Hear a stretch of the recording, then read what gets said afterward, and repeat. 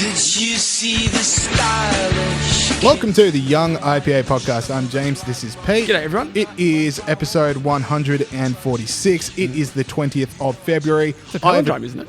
Oh, Peter Gregory. The old one, too, Russell Dazzle. You'll never know why that's funny to Pete, but we'll continue on. I have a toothache. Am I a hero for continuing on with the show? Yes. So we'll just keep going. Yeah. I thought you'd be pushing back on that one, but no. Actually, it's hard to work with the toothache, James. I was actually going to mention that to the people if you didn't mention it, but you went ahead trust and me, jumped in and made sure everyone was aware. I'll be the first to let everyone know the effort I'm putting into this one. Now, we have a loaded show coming up. We are talking to Renee Gorman, the National Manager of Generation Liberty here at the IPA. We're going to be talking about the big week she's had, the big tour coming up for Generation Liberty, who the special guest is. We will leave for the interview. And we've got a whole bunch of other stuff we're talking about with her as well. We got the quiz. We're going to be talking about the Holden stuff. Boris Johnson, anything you're looking forward to in the show, Pete? I'm looking forward to the quiz because Gideon's not here. So this is my big chance of claiming back that crown, which is rightfully mine. 5 in a row. Rightfully yours? Yeah, it's rightfully mine.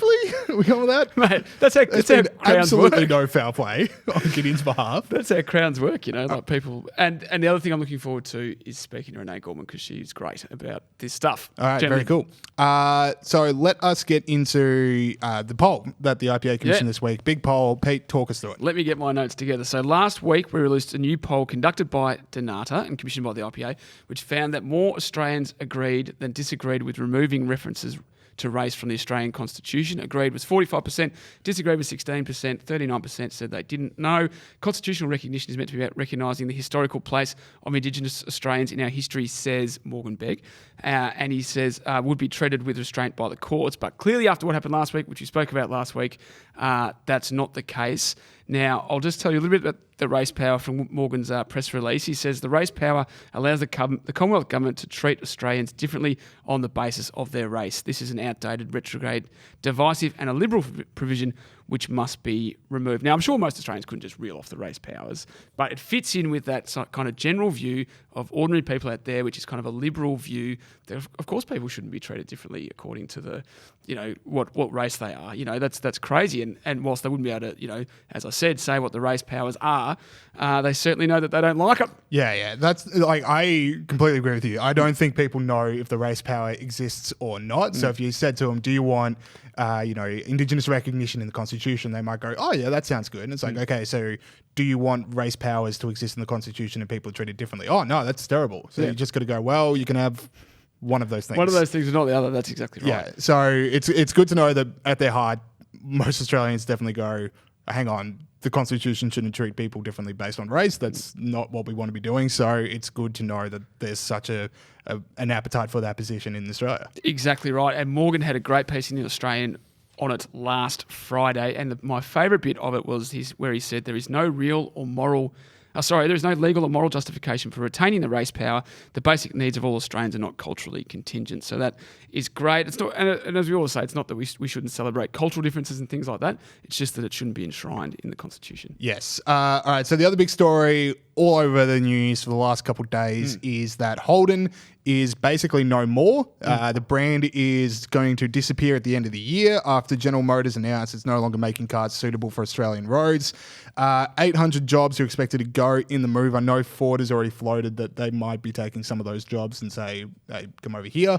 So, hopefully those people get jobs very quickly. But it just seems to be like this very emotional thing for a lot of Australians because Holden is such an iconic brand in Australia. I never had one, but you go through media, people have had Holdens. Yeah.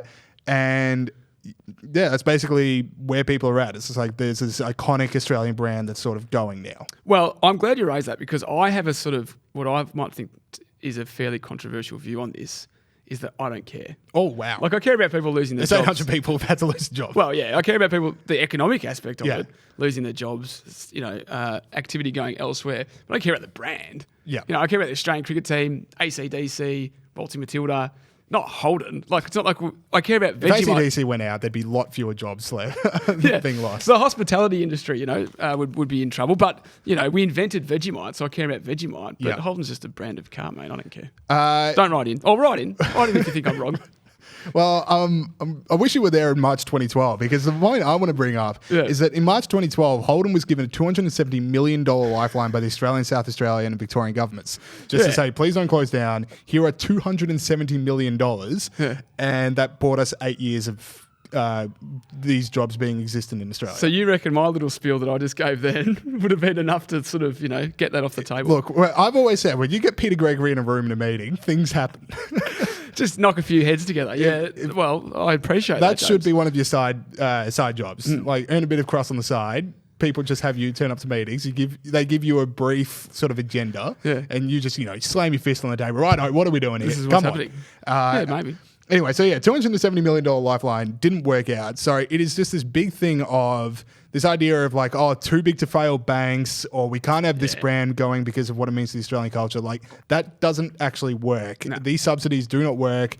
They can give you some years of industry that might be there yet, but if people aren't going to be buying the cars, and that's what happened to Holden, people just weren't buying the cars, it's not going to give you too much. Exactly right. If it was going to work, it would have worked by now. I, particularly in that vein, was interested in Scott Morrison's comments about the subsidies. He said, I'm angry, like I think many Australians would be. Australian taxpayers put millions into this multinational company. They let the brand just wither away on their watch. It's like, mate, you're the bozos throwing cash at them. Don't blame them. Do you know what this does to capitalism when the government throws, like you just said, throwing money at an international corporation? Like you don't think they can put two pennies together to figure out how to save Australia? Yeah, exactly. Then they're like, oh, wait, the government's giving us money? This is huge. Yeah, actually, no, we do need those subsidies. Look, you can subsidise us to do a podcast, Mr. Morrison, if that's what you think. We'll never leave. If you give us $270 million, we will never leave. I will. No, if you give me $270 million, you will never see me again. The second that check clears, I am out of here. Yeah, well, there you go. The other part of this is... so it's come out today that the government isn't getting rid of the luxury car tax after Holden's departure. Now, this is a tax only brought in to save Australian car manufacturing. It is a tax on cars bought overseas that cost more than $67,500. Yeah. So you just think, now that there are no cars to protect in Australia, you don't know that. We can get rid of that tax. So there's no need for that tax. Has anyone said anything like... Josh Frydenberg has said one thing. No. But hang on. No, he said no. But hang on, this is to protect the Australian car industry, which no longer exists. Yeah. So... Pete, do I need to quote it again? Go through it again. Yeah, wait, let me get it. No. That is rubbish. The government has no plans to get rid of this tax. We might keep it, actually. Yeah, we like it. How much money? So that's ridiculous. So did you come up with that, or what? Did you sort of track Tim Wilson and James Patterson have been in the media today saying like, we should probably get rid of this tax. Okay, but the upper echelons of the government are like, money. I thought you'd just done some, forensic research. No, I got on the phone with Josh Frydenberg. I was like, mate, where's this tax going? That's good. All right, let us cut to heroes and villains. Yeah, let's do it. Heroes of the week: the Grunt the Pig, Freedom Snort. Jeez, Saul. There is absolutely no warning with Saul Muscatel when he's going to play that pig. No. Now, for people that are new to the podcast, that pig was originally fined by Wangaratta Council for being a pig and being too large to walk around the street. So obviously that is the international symbol for freedom, being fined for being a pig. Something I might suggest we throw at Peter Gregory. Well, I'm definitely against it. So we now give that pig the snort of freedom to honour our heroes of the week. Pete, lead us off. That's right. And we did interview him in December if you want to check out that interview. We couldn't shut him up, actually. So. He said a lot more things than Josh Frydenberg, I'll tell you that much. Check it out. So now, James. Yes. A week is a long time in politics. Very, very stereotypical quote. Boris Johnson was an unprecedented joint third villain last week. Yes. He was such a, what would you call it, such a recalcitrant that we had to make him an unprecedented third villain. He's back on the winners list. That's it is a roller coaster. The Sunday Times on Sunday said that the UK is moving to a subscription model. Sorry, the Sunday Times on Sunday quoted a source within the Boris Johnson government that said they're moving to a subscription model for the BBC, cutting back the number of TV and radio stations and curtailing the online presence. Apparently, Boris is strident on this. Now, in Britain, you have to pay a licence fee it's an involuntary licence fee to get the BBC, which is £154.50 a year. That's a lot, by the way. In Australian dollars, that's like $4 million. So that's it's heaps. And it just became $5 million. Yeah.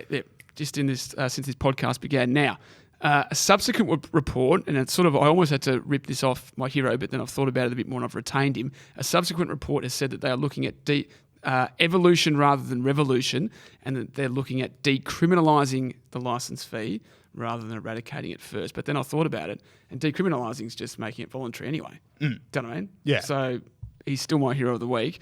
They also said they were going to outlaw BBC stars from making money from secondary gigs, which I don't agree with. But overall, I think taking on the BBC and given the ABC that we have here in Australia and how it opens up the opportunity for that to happen here, Boris Johnson, you're my hero of the week. Yeah, it does seem to be that Dominic Cummings, another British minister who I think might have embroiled himself in a few... right. So Dominic Cummings, the advisor, is the guy going no, let's get rid of this fee. So we need to have a closer look at that. But yes, Boris Johnson done very well here for himself.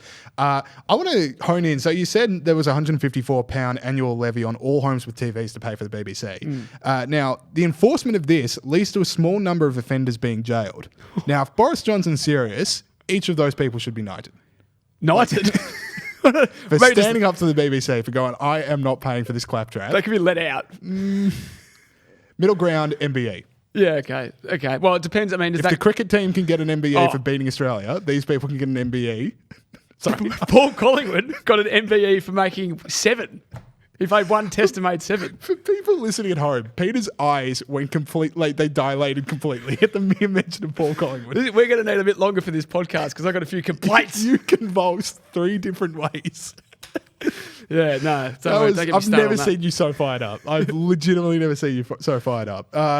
The other part I want to talk about, I like this idea of a licensing fee that you have to pay, and I want to adapt it into Australia. Because if we can't, obviously I want ABC privatised, but if we can't have that, if we can move to a licensing fee, but ABC presenters have to come and get it. Yeah. So ABC presenters go from house to house asking for the license fee and we hand it over. Yeah. I want to meet Tony Jones. This is a good way of doing it. And you can pay cash in a little bag. And you can say, "This is my 5 cent coins. I'll give you the other half next week." Yeah, that's all right. Exactly. All right. Anyway. But it is a message to everyone. Food for thought. Yeah. Food for thought. It is a message to everyone out there. If you're the villain one week on the Young IPA podcast, you can bounce back. Hey, yeah, exactly. Bounce back. We believe in redemption, which is neatly going into my hero of the week, which is Malcolm Turnbull, which is a huge redemption. It is. Basically, Malcolm Turnbull and Bill Shorten, because this is one of my favourite political stories I've ever read, which has nothing to do with politics and everything to do with, you'll find out. So, Lawrence Mooney on his radio show on Triple M Sydney, he's telling a story that Bill Shorten texted him about a dinner that he had after the federal election loss last year with Malcolm Turnbull. Bill Shorten mentions that he stops by a BWS on the way to the dinner, spends $100 on a bottle of red and a bottle of white, sick flex Bill. Then he keeps on going to the Turnbulls. You good? I was just going to say, is that 100 in total or 50 each? I believe it's 50 each. Okay. Haven't talked to Bill myself, but he keeps on going to the Turnbull's house. Turnbull hands over a bottle of wine. Bill inspects the label, direct quote, inspects the label to Google it later, finds out it's $17 in the cab ride home. Really? That's a story, apparently, but also just this is God tier pettiness from both of them. I mean, look, don't get me wrong. We've all been through uni. You can have a good time on a $17 bottle of wine. Let's not disgrace the good name of a $17 bottle of wine. You can have a good time on a lot less than that. There's a few. I can point you to an $8 Audi wine, which is going to be pretty good. Good. But the point of, this is just two alphas locking antlers in the most passive-aggressive way possible. You've got Malcolm Turnbull on the one hand going this guy's about to spend him some money on wine. I'm going to give him a $17 bottle despite the fact I'm worth $1 bajillion. And then Bill Shorten both clocking the label the second he walks into the house. He says, the second he sees a wine, he's remember that label, put it in the internal processing So he must do it unit. all the time. And then he says, I Googled it in the cab ride home. Before we talk about the dinner, before we get into gossip, I'm Googling this bottle of wine to figure out how much he cost. So what's Two alphas locking antlers. Well, yeah. What's your take on this? Who wins this battle? Is it Malcolm Turnbull for only spending $17 on Bill, or is it Bill because Malcolm Turnbull's a tight ass? I reckon Malcolm wins because by the time Bill realises he's been alphaed by Malcolm's sitting in his study with the actual $100 bottle of wine, sipping it, going, "What an idiot!" Yeah, exactly what right. Fool. And he spent $83 less. Sorry? He spent $83 less. Yeah, true. Yes, so that's my hero of the week. Now, because I patently refuse to endorse what we've chosen as our villains of the week footage, over to you, Pete. That's right. So, Saul, roll the tape. Saul's left. He's had enough of our crap. He's gone to the pub and he's left. Are you there? Extinction Rebellion protests entered their 6th day. The activists are trying to pressure the Australian government to take serious and effective action against climate change. Now, we show this every week. That's the Extinction Rebellion protesters. That is not a nudie run for those watching. For those listening. They've all got their some clothes on, so not a nudie run. For that, they are, we've named the villain The prize. Eternal Villains. The Eternal Villains after that. So, you go first, James. Cool. So my villain of the week, if you give me half a second. Sorry, Michael Bloomberg is all over the US media news. He's now running for the Democratic candidacy in the general election. He's up to second favourite. I think he's polling third on the latest, Real Clear Politics polls, which is like an amalgamation of all the polls. He's now third. He's qualified for the Nevada debate, so he's officially on the debate stage with all of them. He's come out of nowhere. He's spending all of his money on political ads. And I just want to make sure we don't forget who this guy is. Okay. And we're going to be talking a bit later about some of these ads, but let's not forget who this guy is. Now, this is a guy who, when Mayor of New York, endorsed stop and frisk policy, where police officers could just stop anyone that they thought might look suspicious and frisk them for guns.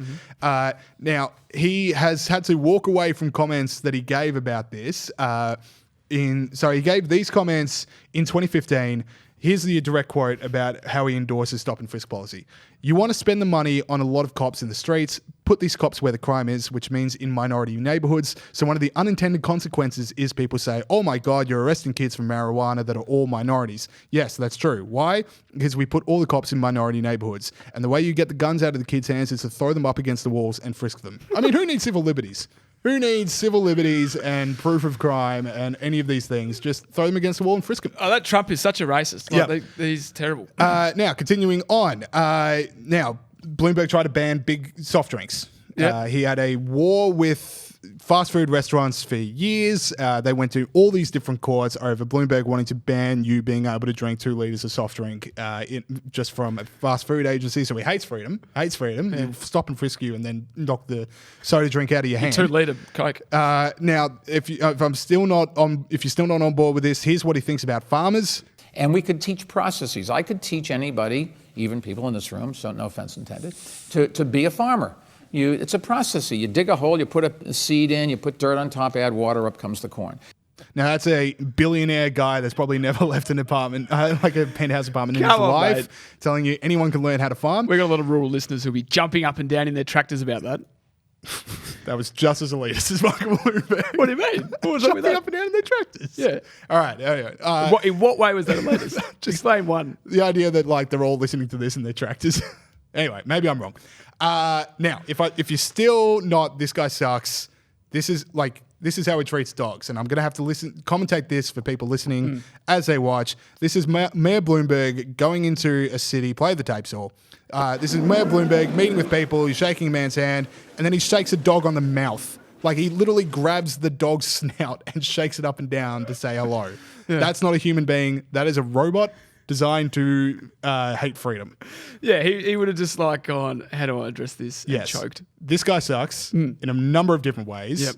He's not the savior. So we got a lot of listeners who don't like Trump. We got a lot of listeners who don't like Bernie. They don't have this foot in both sides. They're looking for the sensible centre. This man is not the sensible centre. So this is something of a public service announcement. PSA, not the sensible centre. Don't get locked in on the Instagram ads, which we're going to be talking about later. Well, this guy sucks. I've got some good ideas for that, but yeah, don't do it. All right, so my villain, Arbor Grove Primary School in Ellenbrook in Western Australia. Now, this was last week, and a few people already know about it, but sometimes something is so bad that they're villains anyway. They made a decision, Arbor Grove Primary School, to ban cupcakes and lolly bags for birthdays in a message sent to parents of students at the school.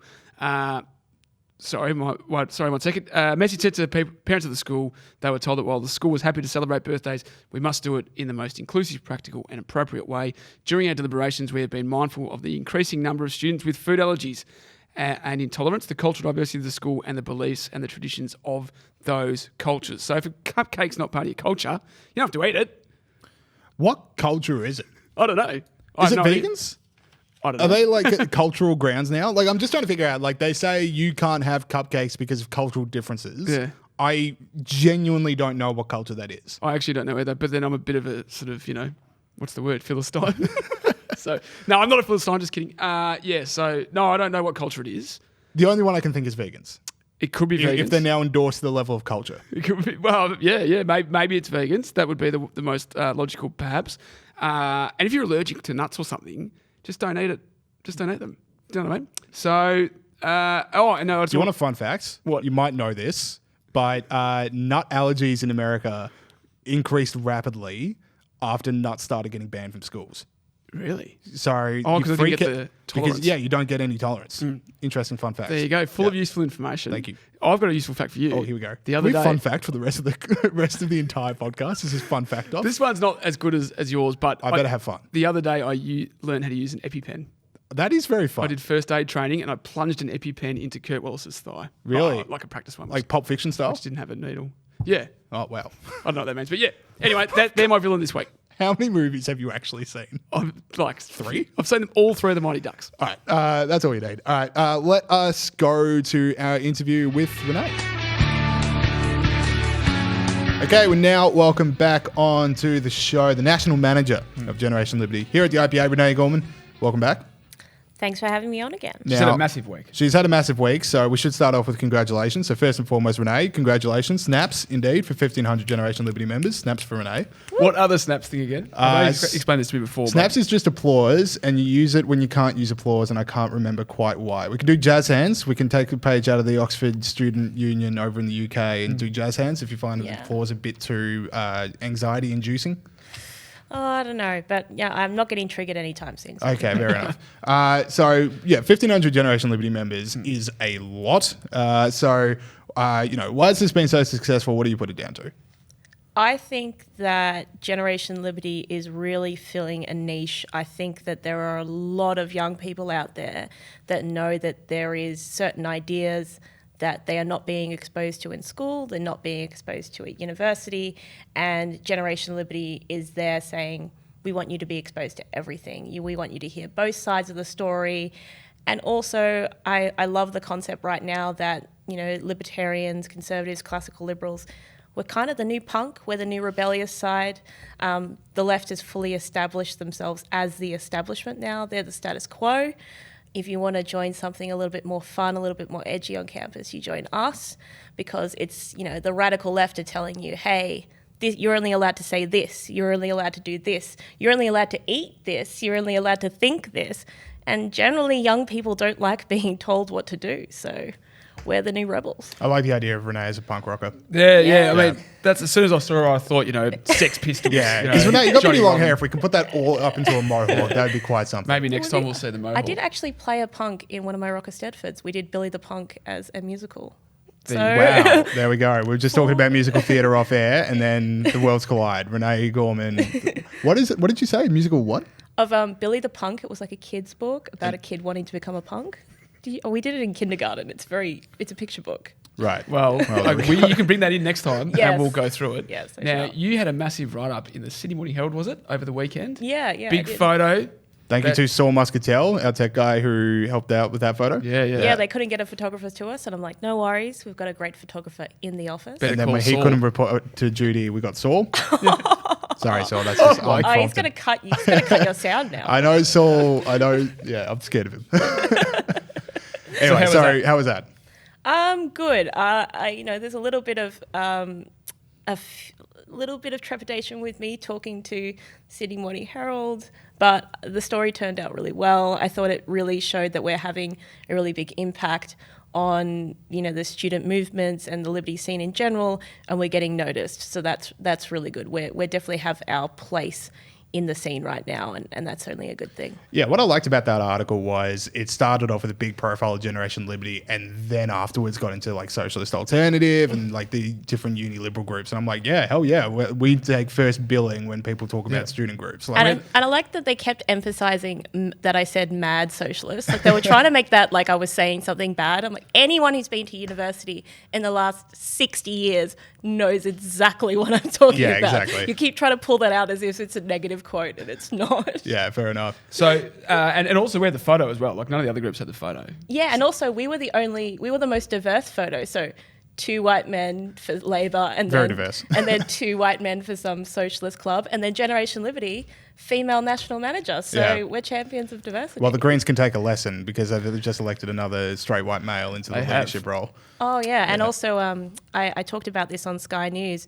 I personally I'm very open to the new transparency by the Greens because, in the past they've been called the watermelon party, green on the outside, red in the middle. Now they have a leader who's, his PhD's in Marxist ideology. So I think the Greens are now a strawberry, just all red, little bit of green on top. Yeah, I was trying to think of a pun, but strawberry is better than anything I was going to. I was trying to think of that. Anyway. As long as you keep it organic. Okay. Now, Renee, O Week is coming up on... Actually, no, there's one more bit of congratulations I want to get to before we talk about O Week, and that is the University of Sydney Vice-Chancellor who's in here last year, who I know has been one of your favourite contemporaries.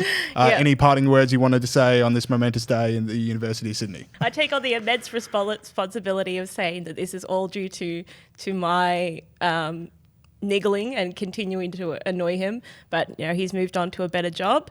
I can only hope that the University of Sydney chooses a better Vice-Chancellor, also a cheaper Vice-Chancellor because he's paid a ridiculous amount. But yeah, I just hope that University of Sydney manages to find a Chancellor that can defend free speech in the future and will do good work for the students that are there. Now, we've got a lot to get through, but for people that are new to this, what are just some of the reasons that some of your run-ins with this guy over the years? So when I ran the event, my first event as a campus coordinator called The Dangers of Socialism, which coincidentally happened to be during the socialist conference at university, but that was complete coincidence. We had over 150 people attend, sold out event. We got a letter from the university administration saying that we had to pay over $750 in security fees because our event had the risk of protest and could be potentially dangerous. No protesters showed up and we still had to pay that money. That money originally was going to go to fundraising for a family in Venezuela, so we were charging $5 at the door. That was supposed to go to helping fight for freedom in Venezuela. Instead, it went to line the pockets of the University of Sydney. And then when the Case for Coal event happened, we got another letter saying that they were like, oh, well, there's no real risk of protest yet. We haven't got any threats, but we're just letting you know at any moment, any time, up to the moment of the event, we can smack a security fee on you at whatever cost we want. And then also during the Unlearn campaign, I asked him to have a meeting with me about the famous Unlearn campaign, which I know Bella's spoken a lot about unlearn truth and stuff like that. And I thought it was a terrible postmodernist concept to be putting on your new students. And I asked just to have a meeting with him to discuss this, and he told me that he'd have any time in his diary free for the entire semester, not even 15 minutes. So busy guy. Yeah. So this guy is supposed to represent students, talk, work at a university. Introduce us to your little mate that you've brought with you into this interview. For those listening, they can't see it, so describe it as well, please.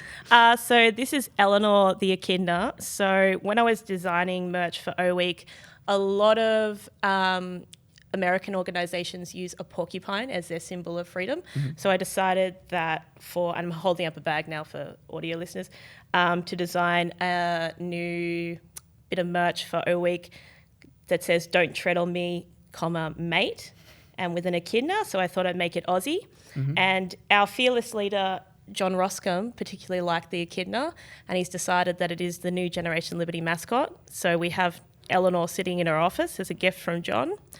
And yeah, so she's going to be our mascot leading into the future. What is the name Eleanor from?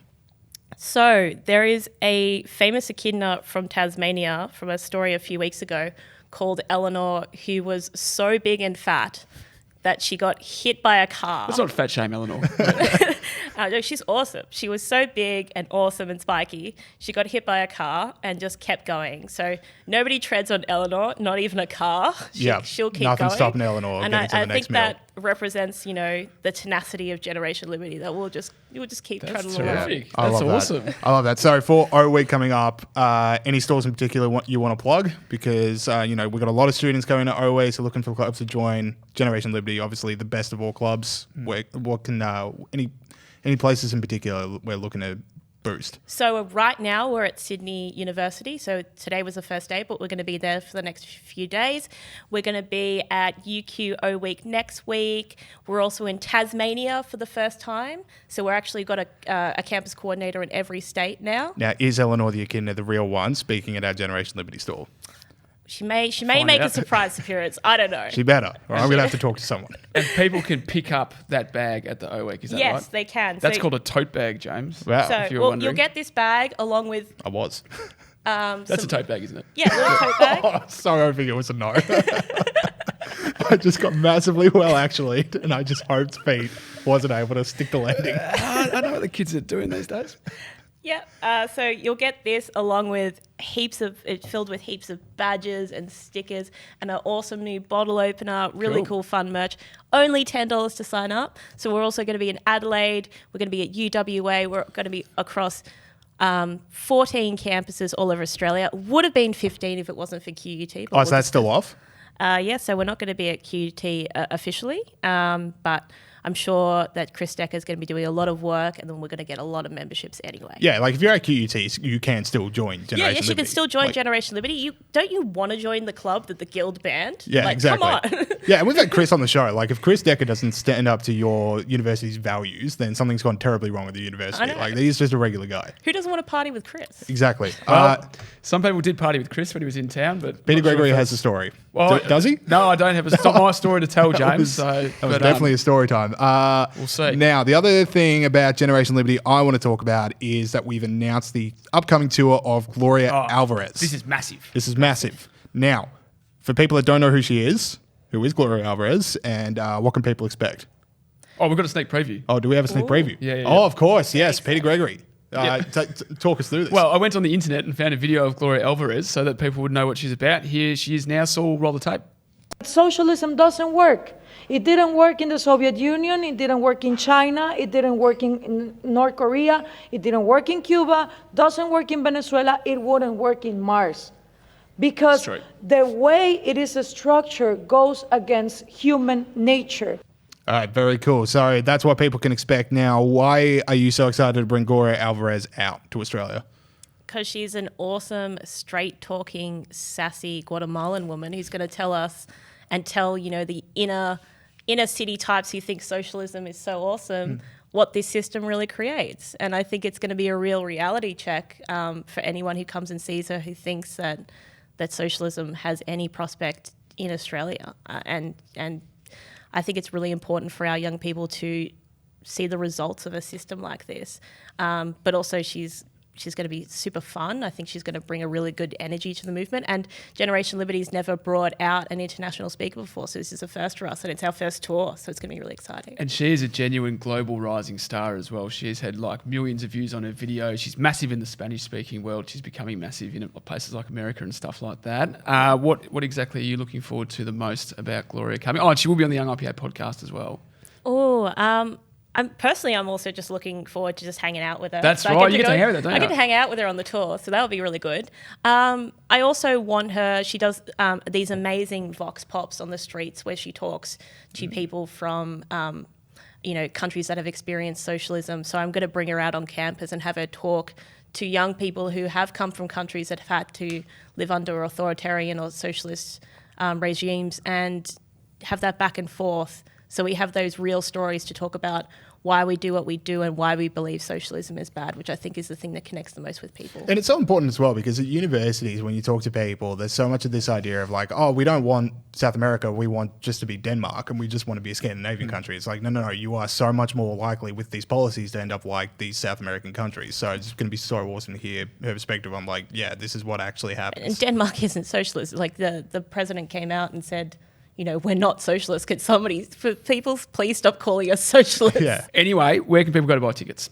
So you go to generationliberty.org.au. Also, we've got some Facebook events up. If you go to our Generation Liberty Facebook event page, that will link you to generationliberty.org and also an Eventbrite. So heaps of places to buy tickets. Tickets are free, but registration is absolutely essential because this is going to sell out. Cool. Yep. Now, this is a bit of a somber note towards the end, but we won't finish on this. But obviously, It's been a pretty big 2 weeks for Jordan Peterson, and we know that, Renee, you're a huge fan of Jordan Peterson, and we've devoted basically an episode of the show towards the documentary that you helped bring out to Australia.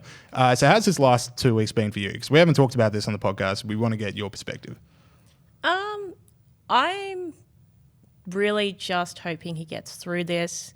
I, obviously feel sad that he had to experience this, but I know a lot of people who say, this reverses everything he said, or this makes the things that he said disingenuous. And I think, did you ever actually listen to Jordan Peterson when they say that?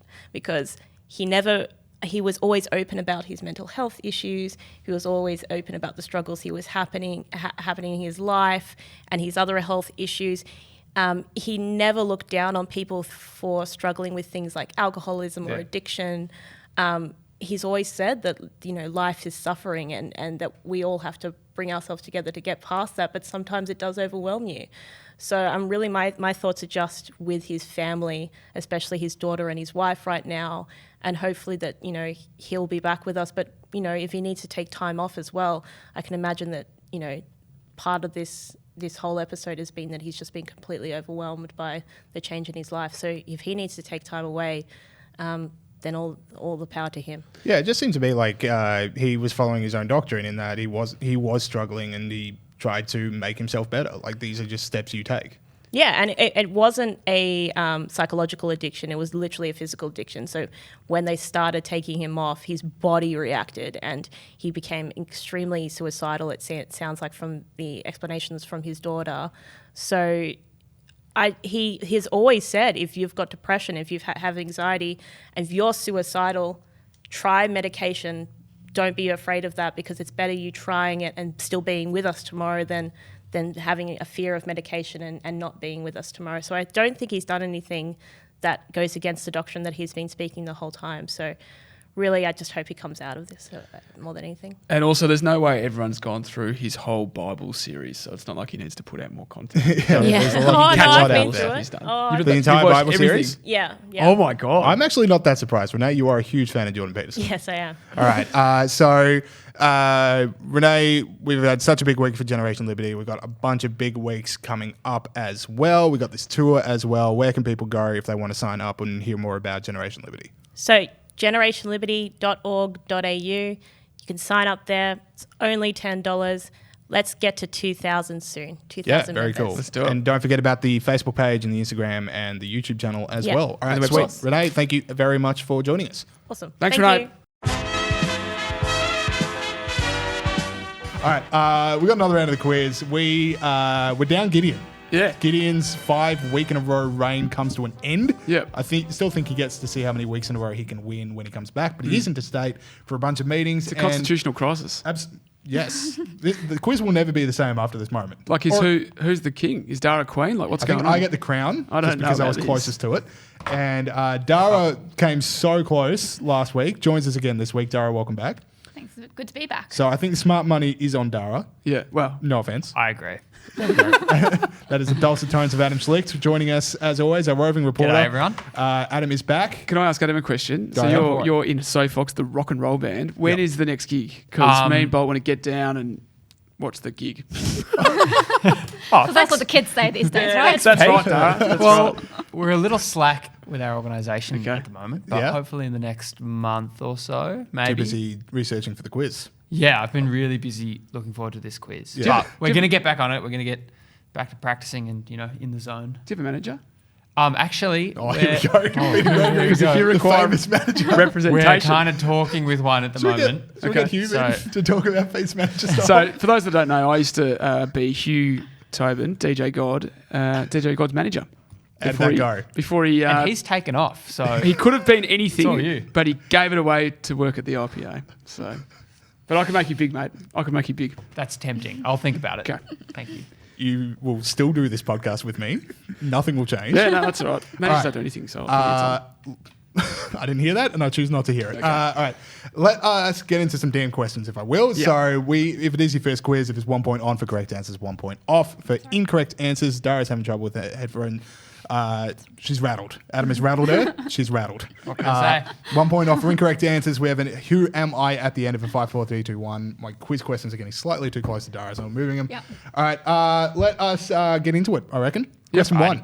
What is the name of the firefighter who may or may not have been let go from the RFS for having a Dara. proper go? Paul? Will Paul Got to have a suffice? surname. So, oh. I know who you I are. know he was Nellingen guy, but can't remember his last name. I read one article this Yeah. week, and that was it. That was Really? and I can't remember his name. So. Can't remember his name. I just Right. know he told the Prime Minister to get effed Yep. and then came out as not didn't come out, but announced himself as a Pauline Hanson supporter. I'm going to give And they point. dropped him like it's hot, the lefties that were trying to bump him up. But Dara's got back. Dara's gone bag. She's quoting Snoop Dogg from 1996, which is the way to get extra points in my heart because Doggy Style is still one of the great albums of all time. The name is Paul Parker. So, as we've all alluded to individually, I wasn't sold on the whole narrative of the left now abandoning him because he's a One Nation supporter, but did anyone see people abandon him? There were one or on two this? tweets. Yeah? Okay, well, fair enough. But still, it is quite funny that it comes out that the left's hero is actually a Pauline kind of guy. All right, now, question 2. As I start up. Question 2, closest to the pin, no points off. I like this. So one. Holden, it's good. You can't get it Holden, you can't get them wrong. You can't lose You a don't point. lose a point. You can't get it wrong. All right, so Holden obviously coming to an end. Sadly, not so sadly for Pete, as we found out earlier in the show. Don't care. In 2021, what year did they start making cars Actually, in too Australia? easy. It's too easy. I'm not going first. I know how long it was. So you guys go while I work out the Do maths. the reverse maths. yeah. Hey, what year is it? Start making cars. No points off. I know what year. Yeah. It was 1948. Okay, you're not getting any closer than the correct answer. Boom. 1 point for Peter Gregory. 72 years, 2020 minus 72. Easy, kids. Quick maths. You Okay. did that pretty fast. Yeah. Yeah. Thanks, Adam. That was delivered so nicely, yet so condescending as well. Yeah. Basic maths, can't believe it. No condescension here. Oh, there was a bit. Now, the latest advertisement for Scandinavian Airlines was pulled after 1 day. Why? Oh, well, that's a subjective question that no one could possibly answer. I think there's one pretty clear answer. Dara, is it crap? An objective answer, but it's crap. That's the Bad point. 1.2 Dara. There you go. Because it's crap. Now, can we elaborate? Just humour me. The point's been given, but can we elaborate on why it was crap? Dara, well, they were alleging that they stole everything, basically, and that there's no Scandinavian culture. Yeah. But I don't know if that was enough. She's Really? right. Yeah. No, so the ad comes out. It says, what's Scandinavian? Absolutely nothing. Everything good about Scandinavia has been taken from another country. Yep. Sounds like a weird way to advertise your airline Yeah. from my perspective. Yep. Like, your country's crap. Go visit other ones. Yeah. Actually, not that bad. To be fair, that is what the Vikings did. So, Yeah. they do have a point there. Well, There you go. Just harking back to their heritage. I don't think. Not so crap. Oh, there we go. That's what they should do. Hey, this is just Viking culture. We're just trying to steal from others. Yep. All right. Question number 4. What is the name of the storm currently hitting Britain? Oh, good question. No idea. Adam. Adam. It's not Kira, is it? No, it's not Is it Kira. different? Point off for Adam. Kira.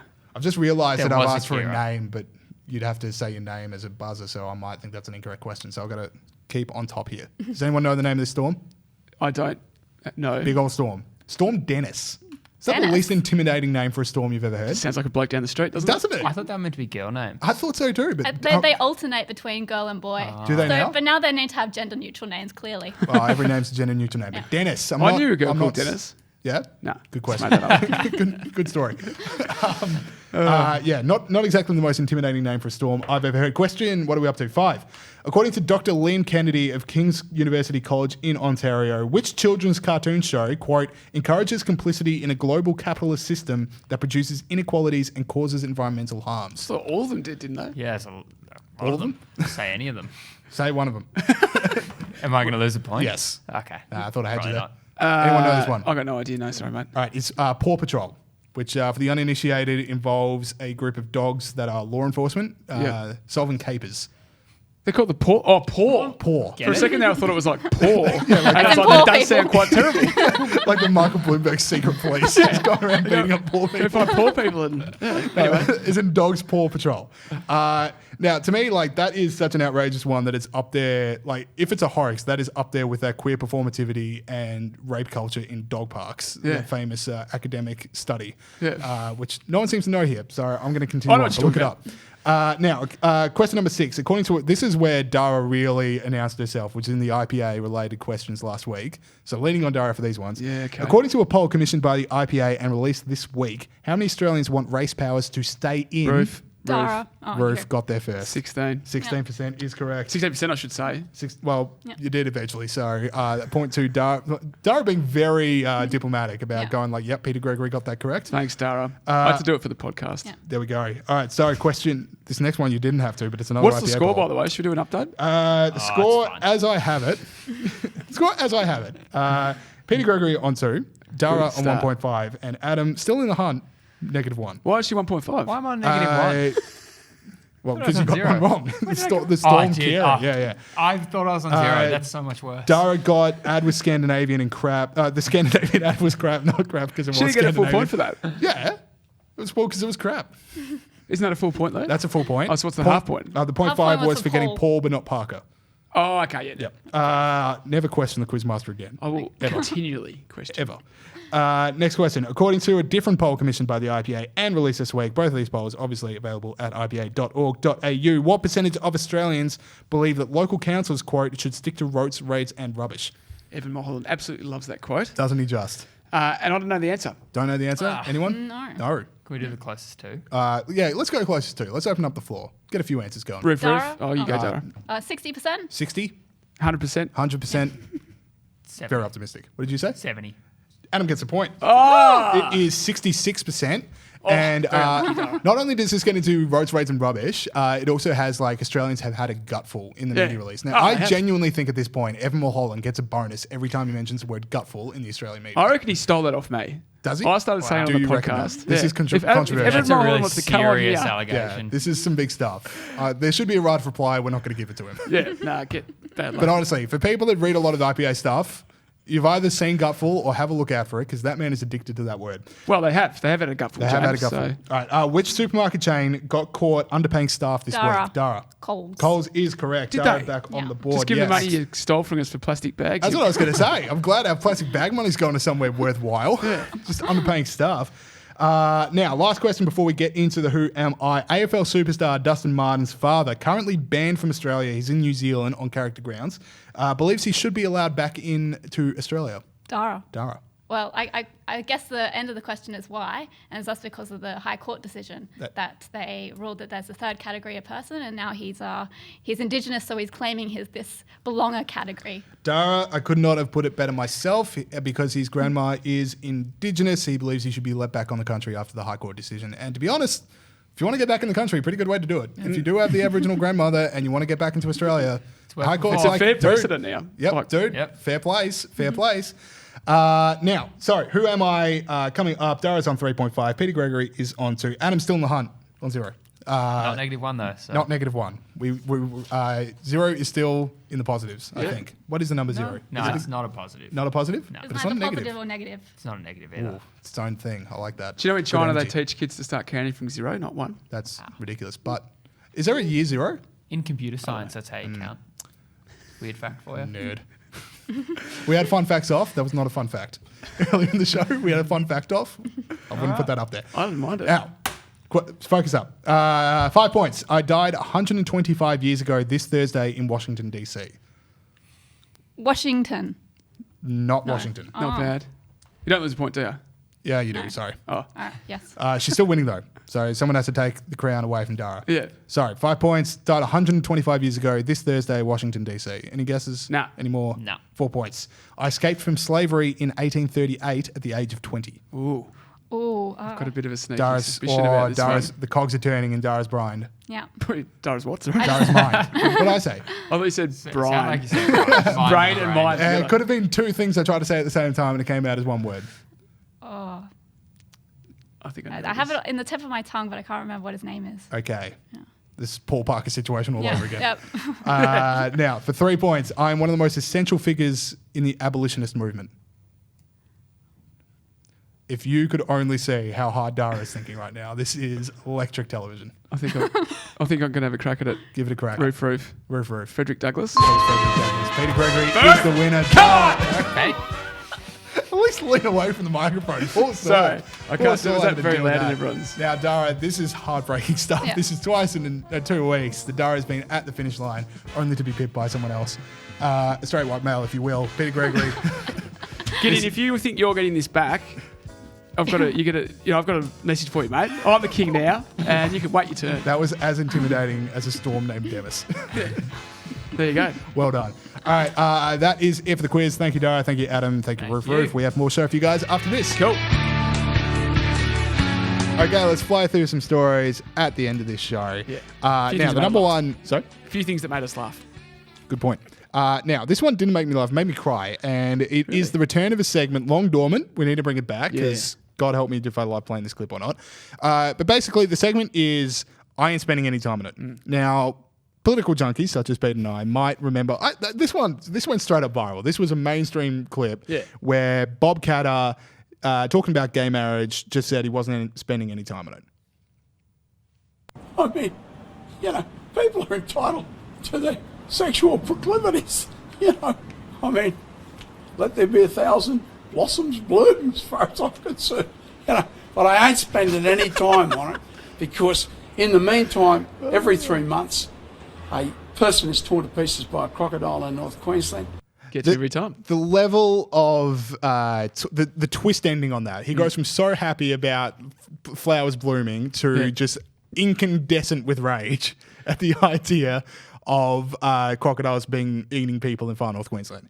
One of the great clips. Gets me every time. And actually, I should have said at the start of the show that this was what I was looking forward to the most for those that were sort of paying attention to that. I don't think people miss it. What Peter Gregory is looking forward to most of the show, people fast forward to. Now, we bring this up, and it is a topic and a segment here because we like to talk about stuff that everyone seems to care about, or there seems to be a lot of media hubbub about that we don't actually care about. Heaps of hubbub. Because, we've got a problem in far North Queensland with crocodiles eating people. Yeah. And we will get to these problems once we figured that out. Yep. And the number one, the one I want to bring it up for this week, Pete, is apparently some Victorian Labor MPs had a few drinks in Bali recently. Yep. So the story is... in Bali, late December, Health Minister Jenny Mikakos. We've also got Parliamentary Secretary to the Treasurer Steve Dimopoulos, Bentley MP, Nick Starkos, Bayswater MP Jackson Taylor, and Miss Mikakos. They're in Bali. They're having a good time. They are dancing. Now, the problem is there were bushfires in the region. Scott Morrison obviously coming under a lot of scrutiny for being in Hawaii for it. There seems to be a bit of return fire. But the thing is, one, Scott Morrison is the Prime Minister of a nation, and you do feel like he should have some sort of influence over, he's not going to be exactly holding a hose, but he should be on deck, I would say. Now, a backbencher MP or the Parliamentary Secretary to the Treasurer and maybe health ministers slightly, but also what are they going to be doing? That's fine. And no taxpayer funds were used on the trip. They're just in Bali on holidays dancing. No, I couldn't agree more. And this is a great example of this segment, which we should have brought back ages ago. So I'm glad we brought it back now. I thought actually ScoMo was a bit of a beat up, the level of viciousness about that was a bit of a beat up. I think he should be on deck. If you're the Prime Minister and people are fighting bushfires and people are coming in from the US to fight bushfires and people are dying fighting bushfires, you should be on deck. It was a bit of probably a little bit too much of a delay from when they became serious to how long it took to get back. And there was a bit of chatter about flights or something, which was obviously didn't wash. And it hasn't sold well politically anyway. So whatever we say about it, it hasn't sold well. Anyway, so if I think that's a beat up, I obviously think this is a beat up. If anything, I think Jenny Mikakos at 51 doing the Macarena, doing shots on the dance floor, Jenny deserves a bit of credit. Live your best life. Good on you, Jenny Mikakos. So, once again, we aren't spending any time on it. Why so? Because in the meantime, every 3 months, a person is torn to pieces by a crocodile in North Queensland. But the thing about this is, this has happened again this week where Bob Catter has given us a great quote. I'm not sure if you've seen this. Saul, roll the tape. No, I'm not.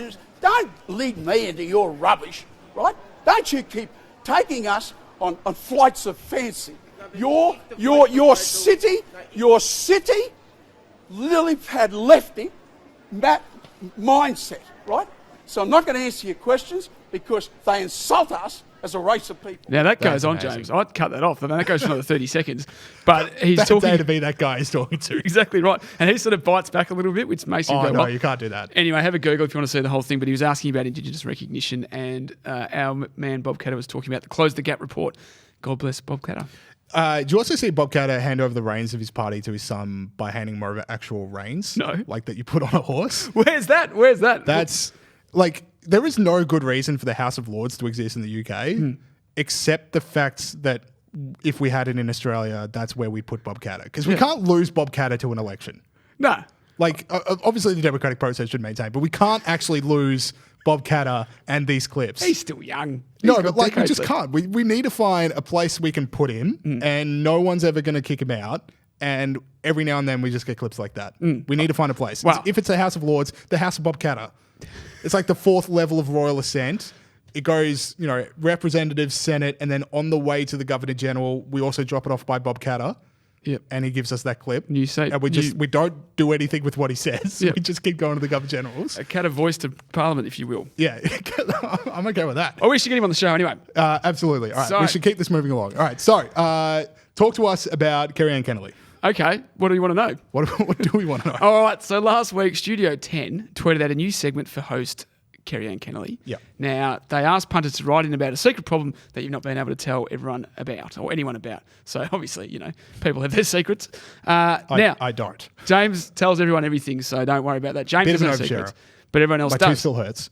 His tooth, he's so brave. Anyway, the problem was that the name of the segment was Cax, because that's her nickname, Cax Confessional, which many keen-eyed punters on social media pointed out was actually KKK. Because they spelled confessional with a K. Because they spelled confessional with a K, which is a great point, James. Now, I'm not sure, for those who aren't, massive scholars of American race politics, is a pretty controversial... Books are history books or not. Yeah, it's a pretty controversial name, and I just can't imagine this group of people sitting in a room and no one going, should we do this? Hang on, there's 3 Ks in a row. What is that? That's something, That's isn't it? something. Is it a thing?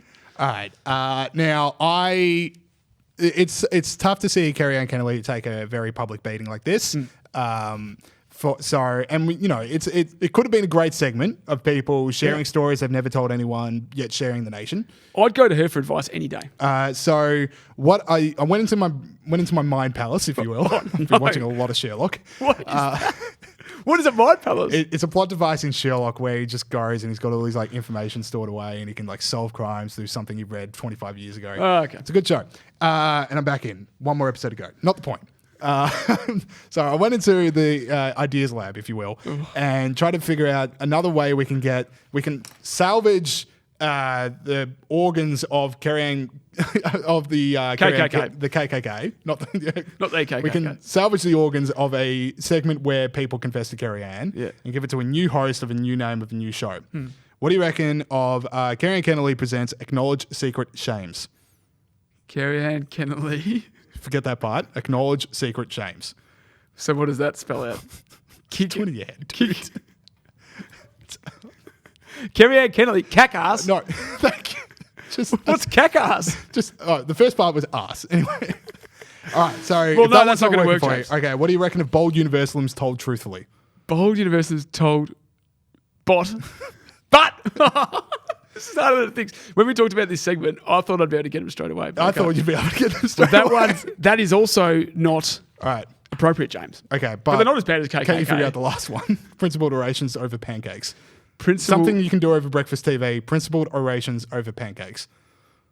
Oh, He's got it. Yeah. That segment didn't work the way I thought it would, but I still think it worked. It's still. They're all better than KKK. Yeah, there's an organ we could harvest and deliver to an even better segment. Yeah. So, and look, I would go and get a Shiraz or a white wine with Kerri-anne Kennerley and talk about my problems any day of the week. Is that a segment? I try to write down all the words. Maybe. It's SWWKK. Yeah. I'll think of that later. All right, last one we wanted to get to. Now, my villain of the week this week was Michael Bloomberg, Democratic nominee. And we do not endorse, well, I do not endorse Bloomberg. I don't know if you have any. No, you made that PSA. I made that PSA, very public. But there is one thing about the Bloomberg campaign that I do find interesting. Okay. This week it came out that Bloomberg, as part of his multi-million-dollar advertising campaign to get him into the White House, is paying Instagram influencers to make posts about how cool he is. He's talked to a bunch of influencers, very famous ones. Hey, make a meme about Michael Bloomberg. Do whatever you can. Just make him look like the cool candidate. $150 a pop. 150. $150 per post. How many followers do these people have? I think you have to have at least a few thousand. Oh, okay. But anyway, the point is, Peter Gregory is a budding Instagram star if I've ever seen one.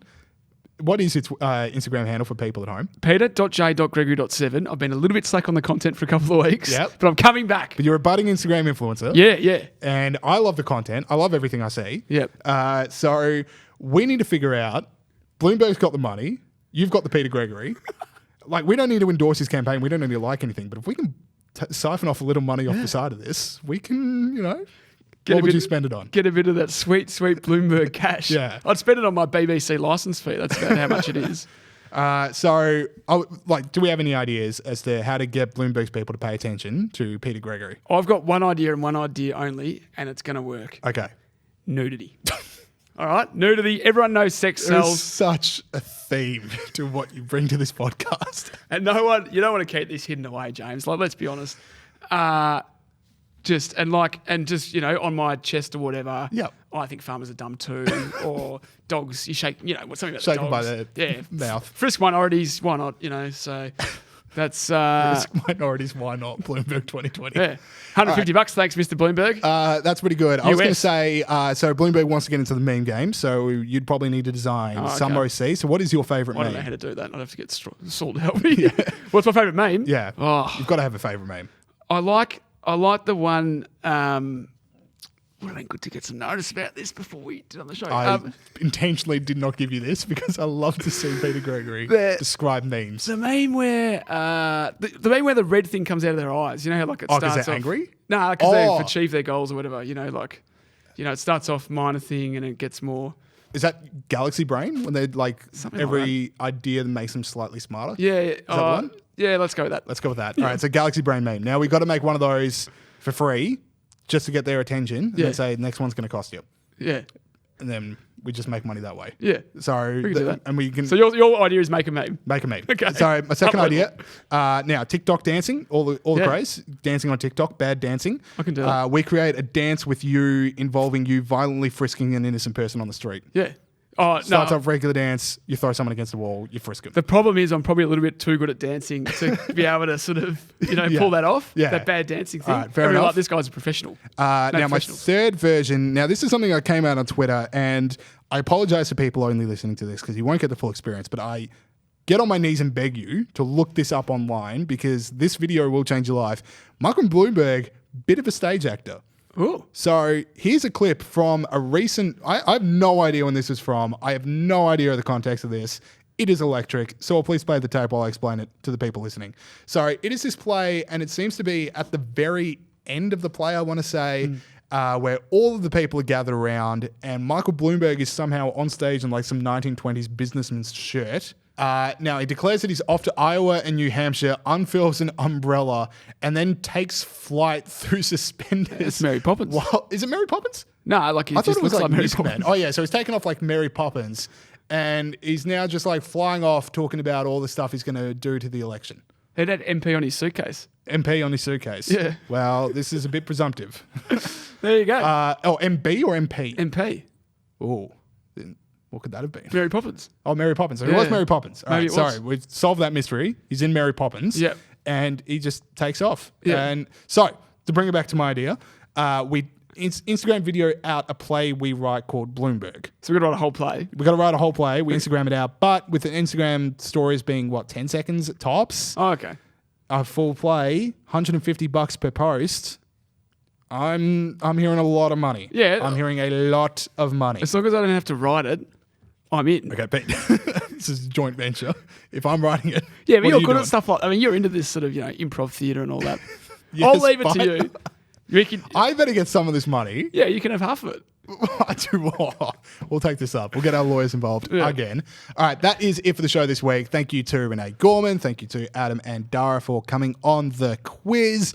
Make sure you're following Generation Liberty on Facebook, Instagram, YouTube, and check out the website at generationliberty.org.au to get involved. Anything else I'm missing? I just don't normally say thanks to Saul at the end. Thanks, Saul. There we go. See you guys See next ya. week.